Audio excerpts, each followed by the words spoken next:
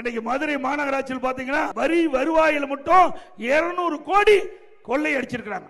200 கோடி ஊழல் செஞ்சிருக்காங்க மதுரை மாநகராட்சியில்.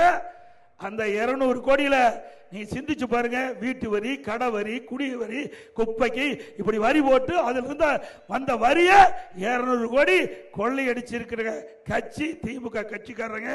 இன்றைக்கு அந்த மேயருடைய கணவர் கைது செய்யப்பட்டிருக்கிறாங்க. அங்க இருக்கின்ற திமுக கட்சி சேர்ந்த மண்டல குழு தலைவர் 5 பேர் ராஜினாமா பண்ணியிருக்கிறாங்க. 2 குழு தலைவர் ராஜினாமா பண்ணியிருக்காங்க.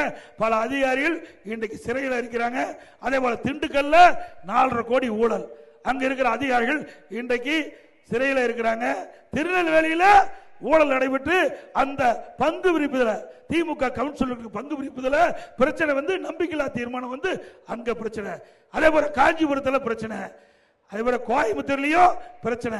இப்படி மாநகராட்சி இருக்கின்ற எல்லா பகுதியிலுமே இந்த பங்கு விரிப்புதல் ஏற்பட்ட பிரச்சனைகள் தான் இன்றைக்கு இப்படிப்பட்ட ஊழல் நடைபெற்று என்பதை நேரத்தில் நாம் எண்ணி பார்க்க வேண்டும்.